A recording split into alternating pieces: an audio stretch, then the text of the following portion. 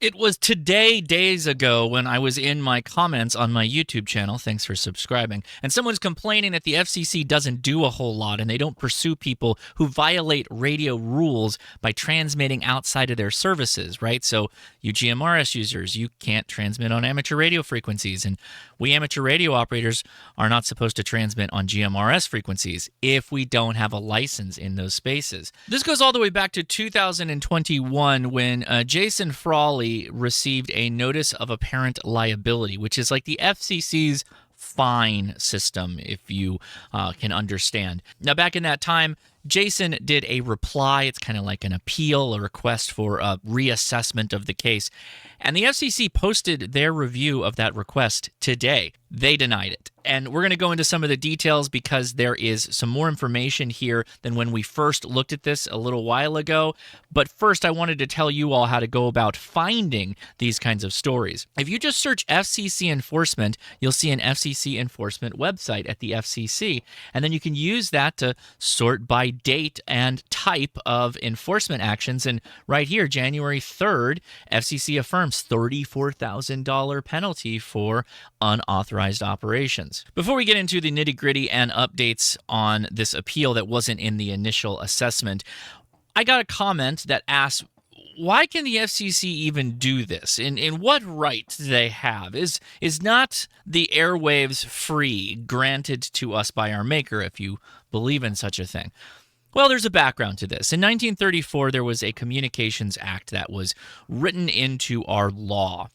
The FCC was granted the capability to enforce that law and do what is necessary in making sure we follow the rules therein. And if we read this specifically from the Communications Act, it says, no person shall use or operate any apparatus for the transmission of energy or communication of signals by radio within the United States without a license or authorization granted by the Commission. The Commission in this case being the FCC.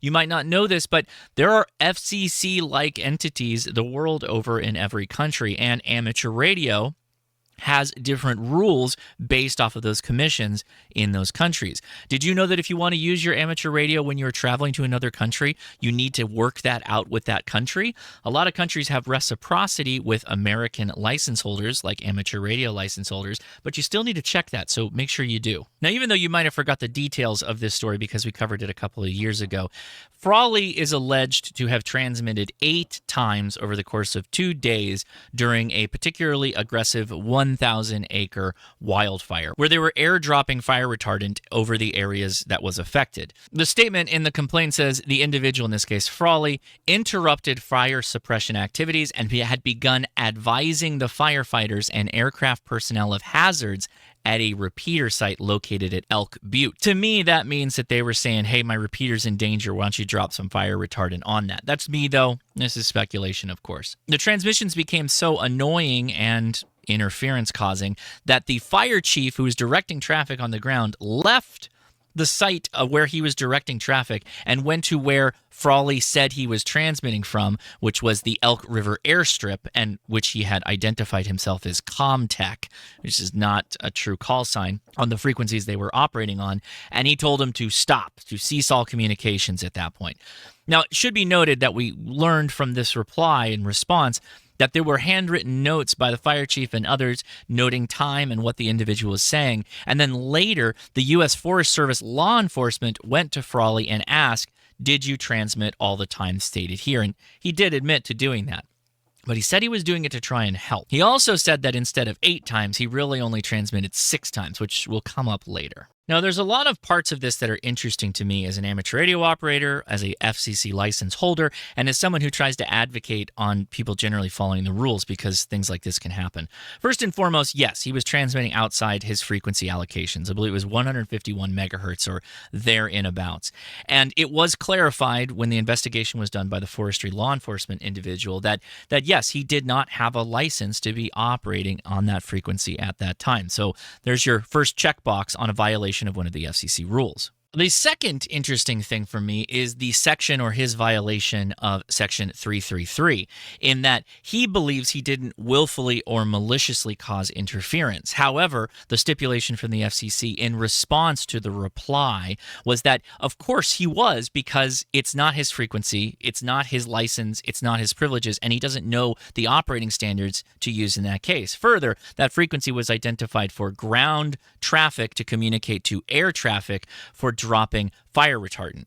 It was not taking open air communication from passersby or people that had the appropriate frequency, and he certainly was not licensed to be there. Now, in Frawley's reply, he stated that he was asserting good faith and a non-malicious intent to help. The problem is that by his creating the interference was literally him just keying up the radio, and even using the radio in any capacity, that was malicious interference. And whether or not he was stated to do so or cease doing so otherwise, the fact that he did it was already in violation of 333. When the fire chief went to him and said, hey, cease all operations, and he then did stop, that doesn't mean he fixed a problem. He himself was the problem by keying down the radio. And if he had continued to transmit, well, the fees would have just racked up if he had gone to the third day and potentially the fourth day. Now, in Frawley's reply to the NAL, the Notice of Apparent Liability, he did make a good faith intent to help statement.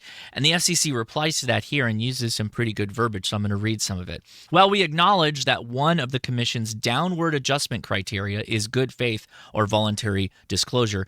Downward means they're going to lower the fee cost. Frawley's interpretation of this downward adjustment criteria, applying his good faith intent towards first responders, is inconsistent with the Commission's precedents applying this downward adjustment factor to good faith efforts to comply with the Commission's rules. And then they list an example of another such case where Radio 1 licenses apparently had an issue, a notice appear to them, and they made corrective changes before an FCC inspection was done. However, the FCC says that even if they were to take the good faith adjustment factor, they wouldn't apply it in this case because Frawley's unauthorized use of 151.145 was particularly serious and could have had significant negative consequences for first responders who were fighting a significant wildfire. Accordingly, even if accepted Frawley's expansive view of the scope of the Commission's application of downward adjustments, we would decline to grant such an adjustment here because of the nature of Frawley's conduct. They were not pulling any punches on this one. They came back with the full amount, even when he asked to lower the fee because he just doesn't have the money to do it. They were flatly like, no. They accepted none of his arguments. They said, hey, look, You admitted you were transmitting without a license. You admitted you were creating interference regardless of your intent. Remember, guys, radio operators, there's many of us, and we do all kinds of different radio operation. And if we're not trained first responders and we haven't been asked or told as part of our job to go get a license, then it doesn't matter what our intentions are. We're not equipped to be on that frequency. And in this case, even though, yes, emergency rules do apply when it comes to the protection of life and property, this is not the case because there was already first responders working on that frequency. This could be a gray area for some of you, but use this as an example. In his case, he was not in threat. His life was not in threat. His repeater site might have been in danger. But remember, the people that are dropping and communicating to the ground for firefighting equipment and processes and procedures, they are actively fighting something that is an emergency. So using that particular frequency when people are using it to actively fight a wildfire is an incredibly dumb idea. Now, if you're like me looking at some of these numbers, $34,000 is a large number, but where did that even come from? I certainly didn't know until I read this, and it's from Section 180 of the Commission rules that states $10,000 per day for operating without a license, and then an additional $7,000 per day by causing interference to the authorized stations that were already using that frequency. So what are your thoughts on the case? I find this interesting with all of the discussion on not having a license and just use the radio anyway, and the FCC is not going to come get you. I think we're seeing more and more instances of them saying, hold my beer. I don't think that's actually what we're all about out here, and I wouldn't be surprised if we see more of that in the future. I think a lot of people have some maybe internet armchair beliefs in regards to how radios function and how they are investigated. and how the FCC does what they do. If you find yourself in that pool, maybe you should go watch my video on how the FCC actually investigates people who create interference, even when it's on the licensing system that they are a part of. So if you have an amateur radio license, you could still be found guilty in the eyes of the FCC for violating one of their rules with regards to malicious interference. So I would recommend you go check that out. And if you're interested in becoming a true licensed amateur radio operator and not just a lazy freeloader, and yeah, that's kind of what I think a lot of you making arguments, voracious arguments of why you don't and shouldn't have to have a license. That's what it kind of feels like, at least to the end of the day, from my point of view. Post your comments below what you truly believe. Go check out my playlist on getting your amateur radio license for the technician class. I am working on the general class license test prep now, so don't worry. I promise it's coming. I've been saying that for a while, but maybe I'm just being lazy now. Probably, right? Anyway, I would love to hear your thoughts. Sound off in the comments below, and I will talk to you later. 73.